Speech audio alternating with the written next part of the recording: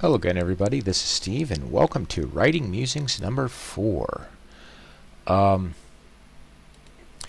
in today's episode, I've got a couple of quick little vignettes here for you. While running around the internet, I ran into an interesting meme you guys will get a chuckle out of.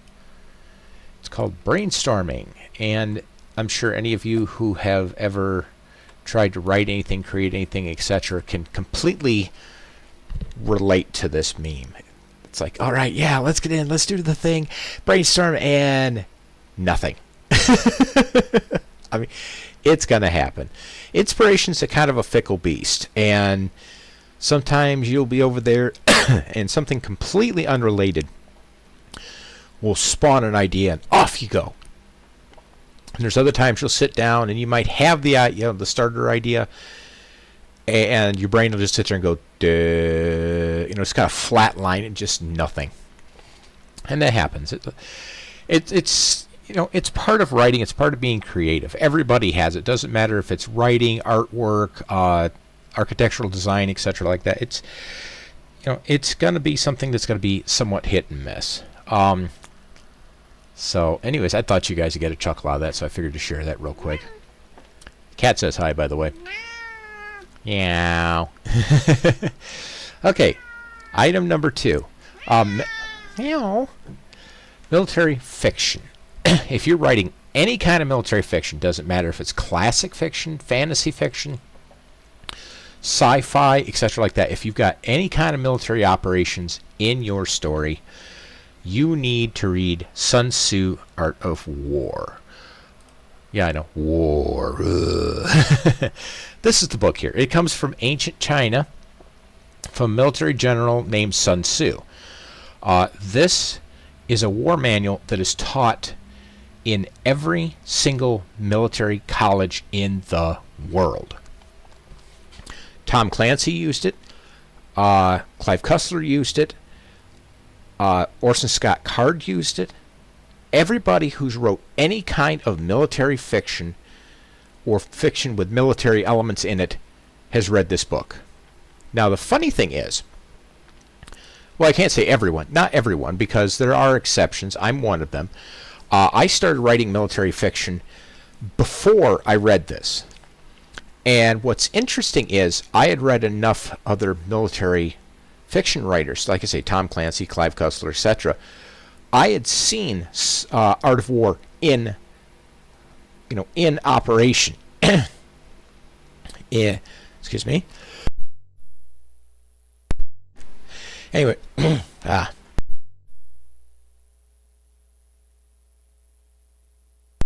it when you get something stuck in your throat. Anyways, I had read all the greats, different people who had done really, really good military fiction. Orson Scott Card, you remember him? He did Ender's Game. I've read other ones who did really, really good military fiction, and you can generally tell who's read Art of War and who has not. For me, like I said, I didn't read it before I started writing military fiction, but I had read so many others who had read it and knew how it worked and knew how it functioned, and I keyed off of them. And then later on, I realized once I started getting into this book that, oh, hey, wait a second, everything that I've been doing, I was seeing from the other guys, and they got that from Art of War. So, like I said, this isn't like the only one you should read if you're into military fiction, but this is definitely, if you only read one book, this is definitely the one you need to read. So, because this will teach you so many strategies, and you hear about it a lot nowadays because they talk about this, war against the deep state, war against Russia, war against Ukraine, war against whoever, wherever, whatever. It all the way through the world, you're hearing about this, that, and the other person fighting the other person.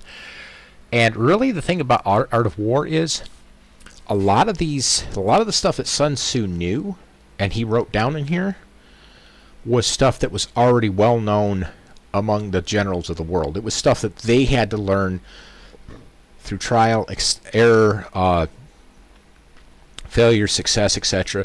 All Sun Tzu did really by that point in time was he just codified and canonized it. He basically took what was quote unquote tribal knowledge and put it into a book. That's all he really did. You know, he didn't invent this stuff. He just wrote it down. It's like a Scoffier. He wasn't the one. If you're into culinary, or if you've ever heard of a Scoffier, this dude was an amazing chef. But the thing is, back in the day, recipes weren't written down. They were passed from person to person and memorized. Well, Scoffier took all of that he had experienced and he had memorized, and he wrote it down in the book. Well, that's kind of the same thing that Sun Tzu did. He took all the stuff that was tribal knowledge that was passed from general to general to general and commander to commander, and he canonized it. Now, he probably put some spit and polish on it, I'm sure, some of the things he had learned, but really they haven't been able to improve on what he wrote down, even though it's been thousands of years. So, anyways, next item on the list. Oh, neat, simple pumps. These, I'm going to give you these three here, but you're going to find these to be really interesting. And I include these. You're like, what does this have to do with writing? This has to do with your technology. Now, these are going to tend to be used a lot in, what is it? Like more fantasy, antiquity, historical fiction. They are still used today, but not to the degree they used to be. So give me a second here. Let me show you what I'm talking about. Okay, now this right here is one type of pump that you probably won't think about, but it is actually a viable, usable water pump system that's very simple. It's something that someone from antiquity could easily build. Does not require a lot of high science. That was one of the things I ran into as a problem when it came to Land of the Lions, Book 3, Lion on the Water. They needed to create windmill pumps. Well, part of the technology for a windmill pump is easy. It's when you get to the actual pump that you start running into problems. This is a spiral pump, basically. I can show you the video, but YouTube will have a stroke, so I'm not gonna. But it's linked in the document I gave you, or that I showed you. You just got to zoom in on it, and you can see them. I'll try to put them in the comments. If I don't, yell at me. I'll put the links down in the comments. I'm bad about doing that. I know I want to. I know I need to. If I forget, please yell at me, and I'll put them down there, or you can just copy them out of the video notes, which is part of why I have the notes up there, so you can copy them down if you need them. Anyways, the way this works, and I think I can probably show a little bit of this without YouTube having a stroke. There's something weird about this pump. Are you seeing how this is working? The whole thing is only 20 centimeters tall, but basically this thing turns around, it comes down, captures water, comes up, and then this water goes like this. It's essentially a reverse siphon in a sense, using gravity to sorry, brain fault there. Brain seg fault. Anyways, it catches water here, and then it goes down here. Gravity then pushes this water forward. Now, there's going to be a little water pressure built in here, but this then pushes this, and of course, gravity's helping, and then gravity's helping here, and eventually it comes up to here, transfers to the hose, and up you go. I think it'll show. Yeah, you can see it right here. It's going up, and the thing is about this is these aren't great for really, really big heights, but they can work. What they're best for is they're best for using at a river, and I'll show you another example of one of these. This one right here. This is an interesting video of it. It's a slow-moving river, so you're not going to get a lot of speed, but it's the same idea. It picks up down here, and then gravity and air suction and other things like that push the water through the loop, and you get a pumping action. This right here is basically got to be, whoops, that's not going to show it. Anyways, let's see if I get a better one. Yeah, here we go. This one right here. This right here, if you look at the design on this one, if we go fast forward a little bit here. Same idea, it just sits down the river, scoops up water, and it uses the flow of the river to make this work, and you can actually have several of these. Now, one thing, if you actually want to do this in real life rather than your book, you have to understand the rules of river navigability. If the river is considered navigable, this has to be off to the side where it doesn't interfere with navigation. If the river is not navigable, then you could put that all the way across the river and have, water pumping for days. Now, one thing you'll notice right here, let me pause that. This right here comes up on a pillow block. It's called a pillow block, don't ask me why, but it's a bearing. You run a pipe through here, grease it up, and it allows for structural support for like a wheel or something like this. And your hose, as you saw back here, let's go back a little bit more. Not too far. Fine. Let me go do that again. There. Now you can see it. See that hose? How it goes down? Comes down here, goes into here, goes into the pipe, and the pipe goes through the pillow block. Just like you see here. So the water's coming into here. All of this is one solid structure. And it's solid structure in two parts. And you see how it comes up to here. Point to this thing here with a chain. Now, it's got some structural additions that you'll have to research. I'm not going to give you a lot of detail. That's something you can research on your own. But it's got a transfer bearing here. I think they probably have a different name. But basically what it is it allows this pipe to come into here and rotate without leaking water. And it transfers from the moving pipe to the solid transfer pipe. And then from the solid transfer pipe, yeah, see right there, you can see it a little bit better there. So this moving pipe comes into a non-moving pipe.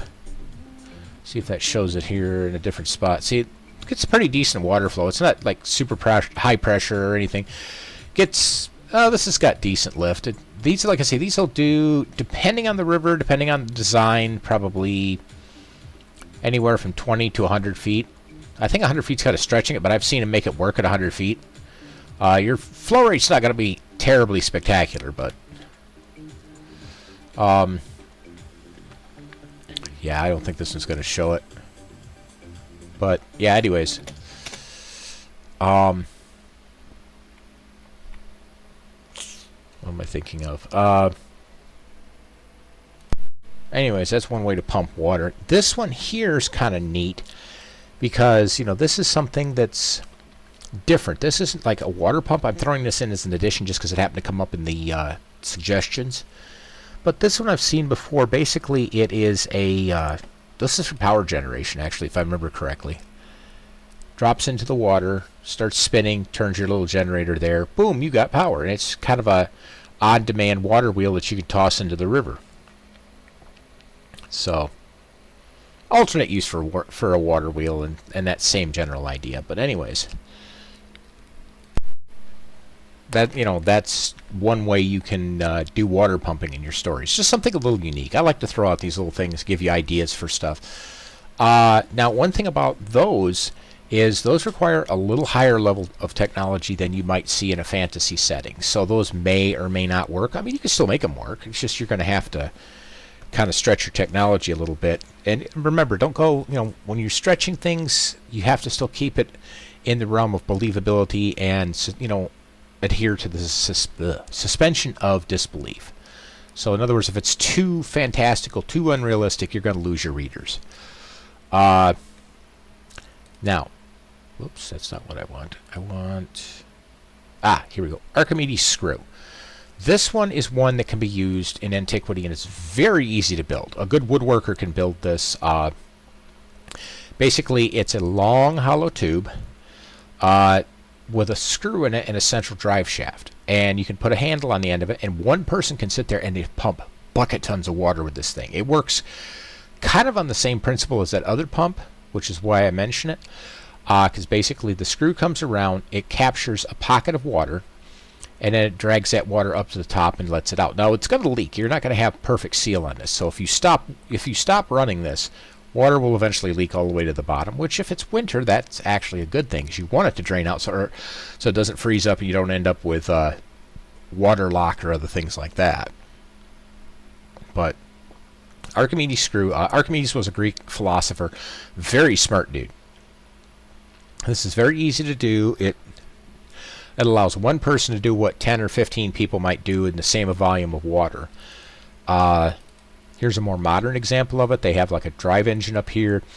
And this one, still not a perfect seal, but you don't need it to be a perfect seal. You just need it to drag that, have enough of a connection to the wall or closeness to the wall that very little leaks through.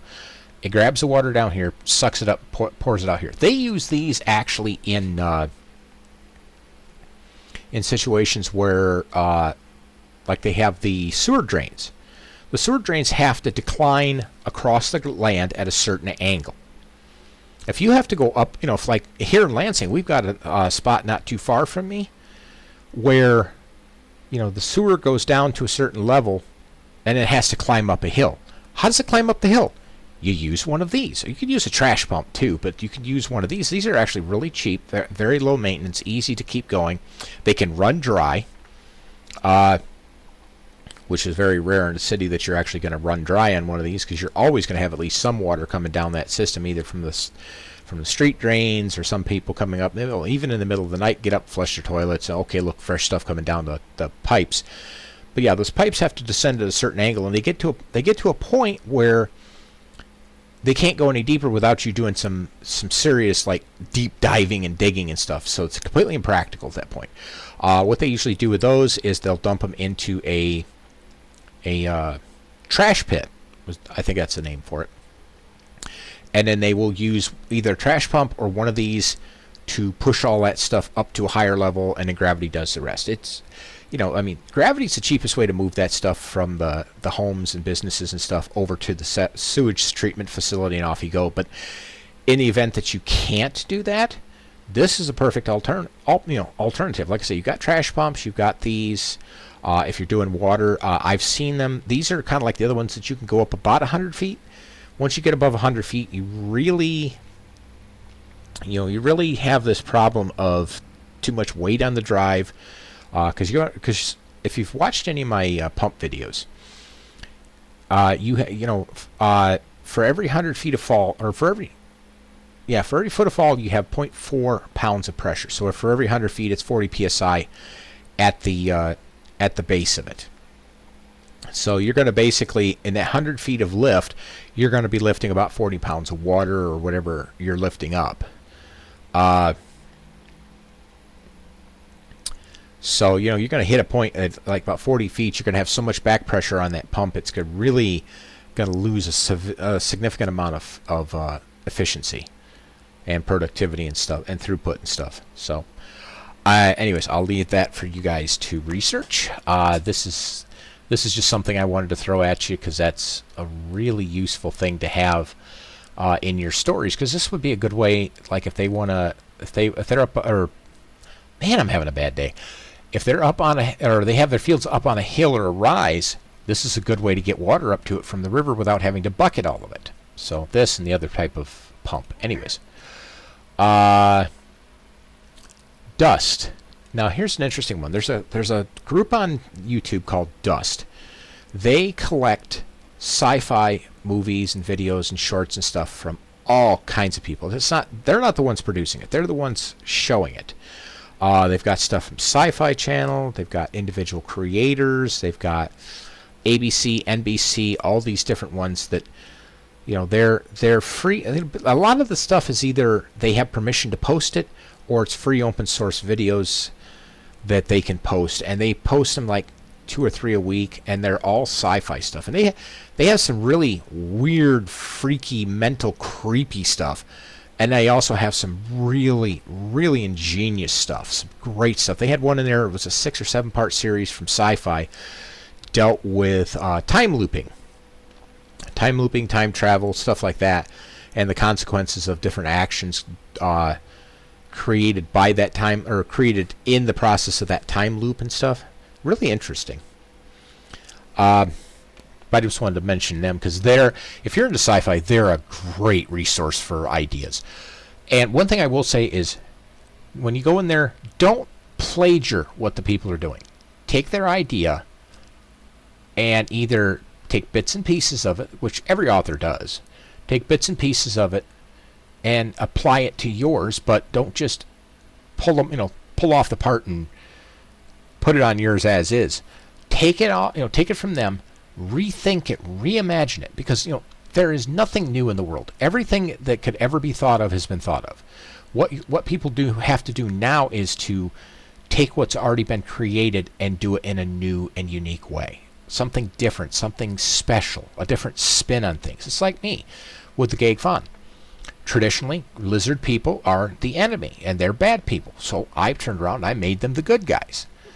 Just something to, yes, Hemi, something to, something, cat's being annoying. Anyways, something to make it unique. So, anyways, family reunions. These are something that I happen to think about that are similar to like your fairs and your festivals. They family reunions in antiquity really weren't a thing. I mean, they were in little bits and pieces and here and there, but generally they weren't, because the idea of a family reunion requires a decent, somewhat cheap communication setup, because you have to summon everybody together, and then on top of that, there's all the travel and things, and if you're in antiquity, that's probably not something that you're going to see a lot of. If families moved apart, oh well, sucks being you. You might go visit them once every 2 years, and that was your family reunion. But it was like one part of the family would go travel, visit somebody else, and they might be out 2-3 months one way just to get where the other person was. So it was something that was special. If the family were poor and they went their separate ways, they never saw each other again. So family reunions are more a modern thing. They kind of started in the late 1800s, when you started seeing people moving out west. You started seeing people moving apart. Communication still was a little difficult, so they weren't a big thing. They were usually more if you were within like 50 miles of each other or less. Sometimes within just 20 miles of each other, and you might come together. Sometimes you only came together for a wedding or a funeral. Once you got into more modern times where communication was cheap, travel was cheap, relatively speaking, and families were spreading out and moving apart. Now you've got the impetus and the correct conditions for a family reunion, and families would then come back together, because you could all talk on the phone if you wanted to, or you could write letters, but it was more fun to get everybody together and, hey, here's the cousins and here's the nephews and so forth and so on. And it was a big family thing. But as time has gone along, family reunions has kind of fallen by the wayside. And that is, ironically enough, the side effect of communications and travel. Because travel's getting expensive again. And communications are still cheap. So a lot of times what I've seen, people will they'll Skype each other, they'll Zoom one another, they'll use Google Meet. They'll use any number of things to communicate. They use social networking. That, it's not personal, hands-on, in-person stuff, but it is something that keeps people in touch, so there's no need for a reunion. You're always up to date. You're always seeing each other. Even in my own family, I'm seeing a fall-off in the family reunions, because I remember on the Williams side, there used to be, you go to the family reunion, and there was people all over the place. I mean, everybody from the entire family that could come, with very few exceptions, always showed up. They always showed up for Grandpa and Grandma. They always showed up for the 7 kids, etc., like that. Now I'm seeing it where, as the children of my grandparents on the Williams side are dying off, there's also getting to be less and less people coming in, which again, that comes down to the travel part of it, that the travel's getting expensive. The economy's collapsing. There's other problems that are going on. We can keep track of each other with Facebook and other things like that, and email, and that's kind of falling by the wayside. If you look into advanced, hyper-advanced, and sci-fi type societies, you don't see family reunions, because you again have the problem of expensive travel. The distances are wider, and the wider the distances, the less likely the family reunion, because people aren't close enough to justify spending the money to travel for an event that's going to last 2 or 3 hours. Unless you have a reason to really be up there, or you have a really tight family, generally you're not going to be able to justify that journey just to go meet family members when you can talk to them online. So, I think that's all I have.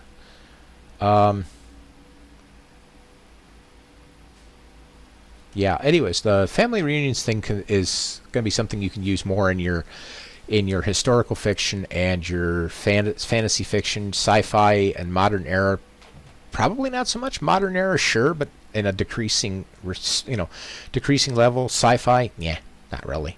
So, anyways, I will leave it at that. And if I think of anything else to talk about, I'll come back to you guys in another Musings video. And it's always fun to do these, and I love sharing this stuff with you guys. And as always, let me know your thoughts in the comments below. Thanks.